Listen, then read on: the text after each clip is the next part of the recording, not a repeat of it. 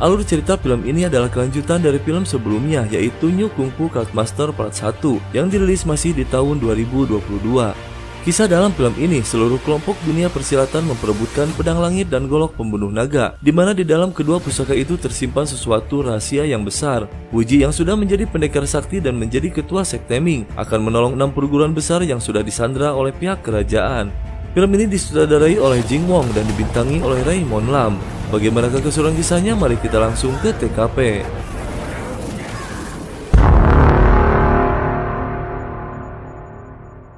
Kisah berawal di Bukit Datu, sebuah kerajaan besar milik pemerintahan. Wuji dan para petinggi sekte Ming akan menolong 6 perguruan besar yang ditahan oleh kerajaan. Mereka ada yang dikurung di dasar Wan Ansen, dan ada juga yang dikurung di atas menara. Para prajurit mereka dibantai habis.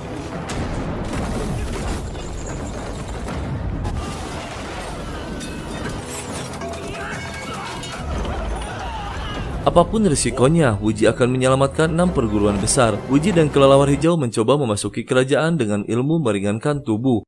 Zhao Ming, sang putri raja, melaporkan kegagalannya membunuh Sanpeng, kakeknya Wuji. Raja Luyang sedikit kecewa. Zhao Ming meyakinkan lagi ayahnya untuk diberikan kesempatan lagi. Namun si pengkhianat Cheng Kun ikut bicara seolah-olah memojokkan putri Zhao Ming. Namun dengan kepintarannya, putri Zhao Ming mampu meyakinkan lagi ayahnya. Sang raja menugaskan Putri Zhao Ming dan Ku Tao untuk merebut golok pembunuh naga. Putri Zhao Ming memerintahkan Ku Tao untuk membawa Zero ke ruangannya. Zero dipaksa untuk menunjukkan jurus pedang Imei, namun Zero menolaknya walaupun nyawa taruhannya. Pada saat Zhao Ming mengancam akan melukai wajah Zero, tiba-tiba Wuji dan kelelawar hijau muncul.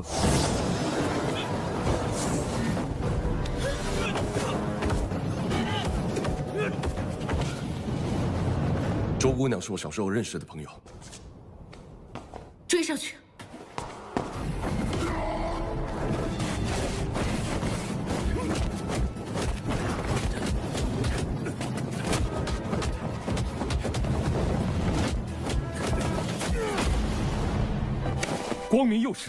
Ternyata Ku Tao adalah anggota sekte Ming yang menyamar di kerajaan sudah lama. Ku Tao menceritakan awal mulanya dia ditugaskan oleh ketua Ming yang ke-33 untuk menyamar menjadi antek kerajaan. Dia ditugaskan untuk menyelidiki dan mengawasi sepengkhianat Cheng Kun yang mengabdi pada kerajaan. Rencana Cheng Kun akan menghancurkan 6 perguruan besar terutama sekte Ming dan perguruan Wudang karena memiliki pendekar sakti yang sulit ditaklukkan.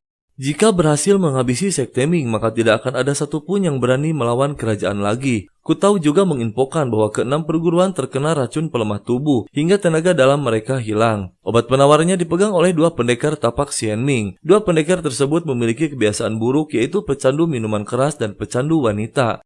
Kemudian disusunlah siasat untuk memanfaatkan hobi buruk dari 2 pendekar tersebut tanpa harus bertarung. Kedua pendekar Xian Ming dijebak, jebakan yang satu dengan wanita dan yang satu lagi dengan minuman yang sudah dimasukkan racun pelemah tubuh. Akhirnya rencana pun berhasil. Ku Tao mendapatkan obat penawarnya kemudian diberikan kepada 6 perguruan besar hingga akhirnya tenaga mereka pun pulih dan berhasil membebaskan diri. Namun tiba-tiba pasukan kerajaan mengepung menara tersebut dan membakar dasar dari menara itu hingga semua orang yang ada di menara tidak bisa keluar. 放火把塔给我烧了！我一直烧着了，我们往上走。这么高，他们下不来呀。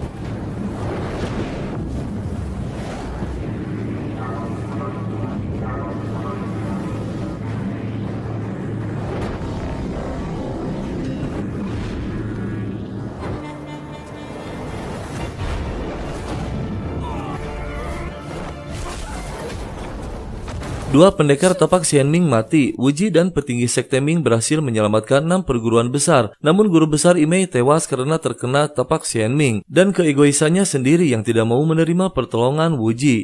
Raja Luyang marah besar kepada Zhao Ming atas kegagalannya hingga menyebabkan 2 pendekar Xian Ming tewas. Penugasan pun diberikan kepada si pengkhianat Cheng Kun untuk tetap membasmi seluruh dunia persilatan yang tidak mau tunduk kepada kerajaan.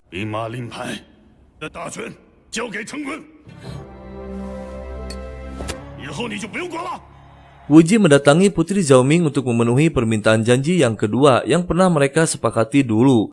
Wuji akan membawa Zhao Ming ke Pulau Pinghuo untuk meminta izin kepada Raja Singa Emas agar bisa meminjamkan golok pembunuh naga. Wuji dan Zhao Ming tidak sengaja melihat perguruan Imei yang sedang melaksanakan ritual kematian gurunya. Zero yang sudah ditunjuk menjadi ketua oleh gurunya berselisih dengan kakak seperguruannya yang ingin merebut tahtanya sebagai ketua. Saat Zero mulai tersudutkan kalah, Wuji dan Zhao Ming menolong Zero. 周姑娘要糟了，身手不错呀。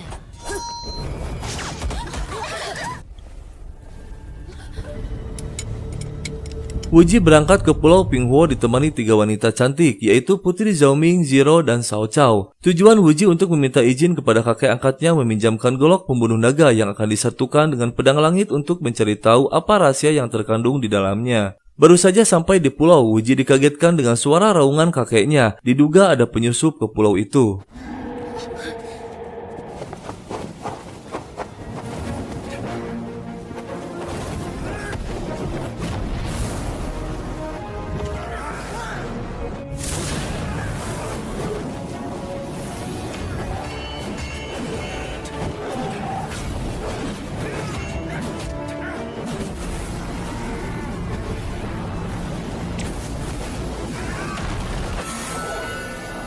Ternyata Xiao Cao adalah seorang putri raja dari sekte Ming yang dulunya terpecah menjadi 2 sekte. Xiao Cao membawa golok pembunuh naga dan menghampiri ibunya ketua dari sekte mereka yang bernama Raja Naga Hijau. 3 pendekar sakti itu memiliki 3 senjata pusaka milik sekte Ming yang sudah lama hilang. Wuji merebut 1 dari 3 senjata tersebut.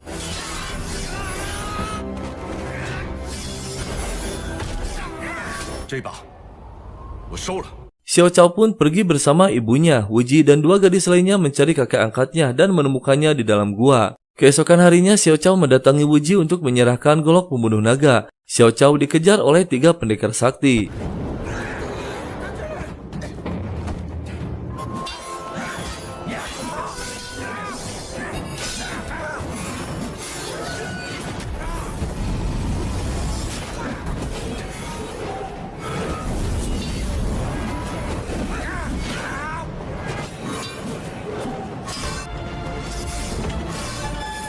Tiga pendekar sakti itu kalah. Zero terluka akibat melindungi Xiao Cao. Xiao Cao pun meminta maaf kepada Wuji karena telah mengkhianatinya. Putri Zhao Ming meminta izin kepada Raja Singa Emas untuk meminjamkan golok pembunuh naga. Raja Singa Emas pun mengizinkannya, bahkan membantu mencari rahasia di antara 2 pusaka tersebut, namun tidak menemukan apapun. Pada malam harinya, Xiao Cao gelisah karena nyawa ibunya terancam. Sekte mereka mempunyai peraturan jika tugasnya gagal, maka ketua sekte akan dibakar hidup-hidup. Xiao Cao meminta pertolongan Wuji untuk membebaskan ibunya. Keesokan harinya pun Wuji mendatangi sekte mereka.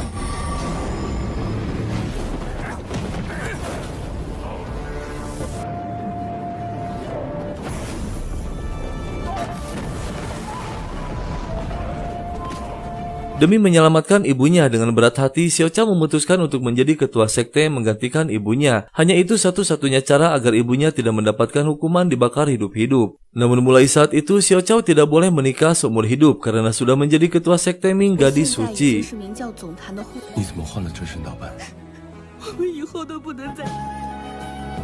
Wuji berencana akan kembali besok pagi, namun sebelum pergi Wuji ingin minum dulu bersama kakeknya. Mereka merayakannya sampai tak sadarkan diri. Esok harinya Wuji terbangun sendirian tanpa ada siapapun. Setelah mencari kemana-mana, akhirnya Wuji menemukan Zero yang sudah pingsan. Sambil mengobati, Zero menjelaskan kejadiannya bahwa Putri Zhao Ming telah mengkhianatinya dengan memasukkan obat bius ke minumannya. Lalu dia pergi membawa Raja Singa Emas dan kedua pusaka pedang langit dan golok pembunuh naga.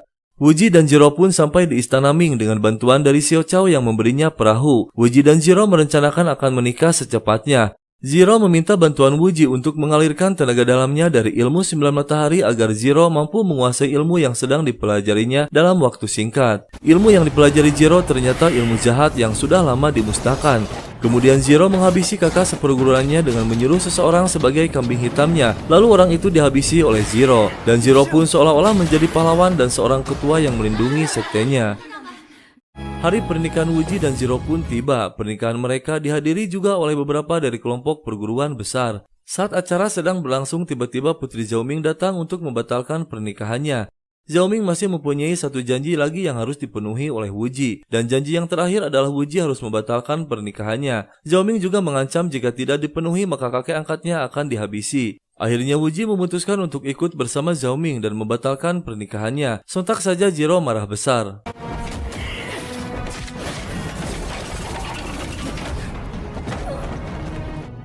张无忌。 Putri Zhao Ming ditemani oleh Ku Tao menjelaskan kepada Wu Ji kejadian sebenarnya saat berada di Pulau Pinghuo. Yang melakukan semua kejahatan itu adalah Jiro. Dialah sebenarnya yang memasukkan obat bius ke dalam minumannya. Kemudian Jiro pergi membawa Raja Singa Emas dan 2 pusaka yaitu Pedang Langit dan Golok Pembunuh Naga. Jiro juga berhasil mengungkap rahasia 2 pusaka tersebut, yaitu dengan menyatukannya seperti membuka sebuah kunci rahasia yang di dalamnya ada banyak ilmu kesaktian. Dan salah satunya adalah ilmu 9 matahari. Mengetahui hal itu, Zhao Ming yang baru tersadar dari pingsannya melarikan diri. Putri Zhao Ming juga menginfokan bahwa Raja Singa Emas sedang dikurung di bawah tanah di perguruan Imei. Pedang Langit dan Golok Pembunuh Naga pun ada di sana. Jiro dan Cheng Kun merencanakan siasat akan diadakannya pertemuan seluruh dunia persilatan di Gunung Imei dan juga akan munculkan Raja Singa Emas yang dikurung dengan tujuan agar musuh-musuh Raja Singa Emas bisa membalaskan dendamnya. Maka Wu Ji dan sektenya akan datang dan pada saat itulah Wu Ji dan sektenya akan berhadapan dengan banyak dari perguruan besar dan Cheng Kun akan memanfaatkan situasi tersebut. 在千刀万剐之后。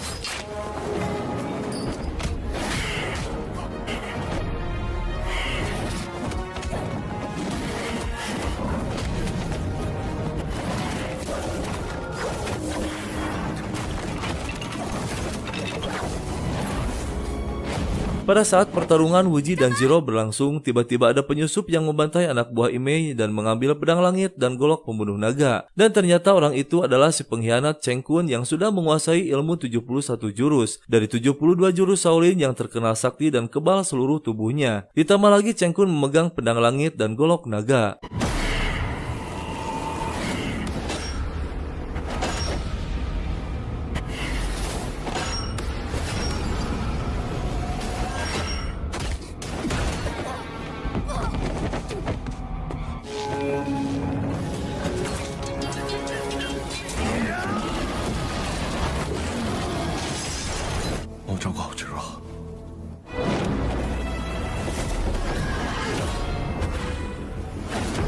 Saat pertarungan Wu Ji dan Cheng Kun berlangsung, tiba-tiba muncul 3 pendekar sakti dari Sekte Ming Gadis Suci membantu Wu Ji. Ketua Naga Hijau memberikan 3 senjata pusaka kepada Wu Ji untuk melawan Cheng Kun. Pada saat Cheng Kun memerintahkan para pemanah kerajaan, muncul Putri Zhao Ming yang memerintahkan untuk tidak menurutinya. Kini siasat yang dirancang Cheng Kun berbalik arah kepadanya, malah dialah yang dimusuhi oleh seluruh dunia persilatan. Akhirnya Wu Ji menggunakan 3 pusaka untuk melawan Cheng Kun.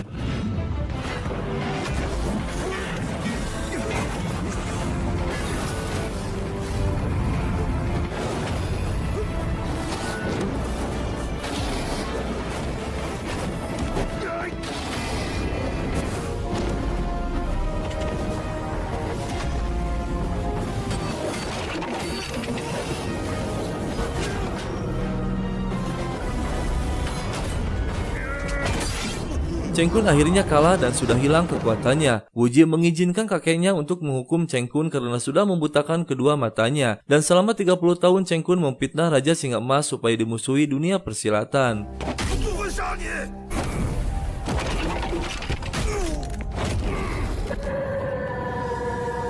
Jiro terluka parah. Dia meminta maaf kepada Wu Ji dan mempersatukan Wu Ji dengan Putri Zhao Ming. Tidak lama setelah itu Jiro pun meninggal dunia. Dan film pun berakhir. Terima kasih semuanya, sampai jumpa di alur cerita film berikutnya.